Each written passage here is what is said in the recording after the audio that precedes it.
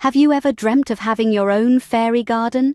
A magical miniature world where delicate flowers bloom and tiny fairies dwell? You're about to discover how to bring that dream to life, and it's easier than you might think. Imagine finding these fairies at BLS Fairy Magic and making them part of your enchanting landscape. Let's unleash the magic together. The first step is to plan. Dream big, but start small. A fairy garden can be as simple or as elaborate as you wish, but it's best to begin with a manageable space. A corner of your backyard, a window box, or even a large flower pot can serve as a perfect home for your fairy friends. Next, envision the layout.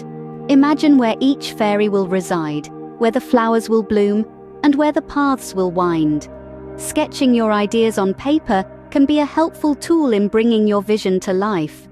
Once you have a plan, it's time to stock up on your essential materials.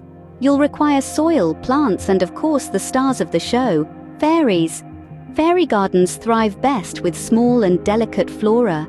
Consider plants such as miniature roses, baby's breath, and tiny succulents. When it comes to the fairies, you can locate them at your nearest BLS Fairy Magic outlet, or even online. If you're up for a DIY challenge, you also have the option to craft the fairies yourself. Now, it's time to create. Start by preparing the soil. It should be rich and well drained to allow your plants to thrive. Then plant your flowers and plants according to your plan, leaving spaces for the fairies and their homes. Then carefully place your fairies amongst the flowers. Nestle them in the leaves, perch them on the petals, or have them sitting on tiny benches or swings. This is your fairy garden, so let your imagination take flight. Finally, maintain your fairy garden.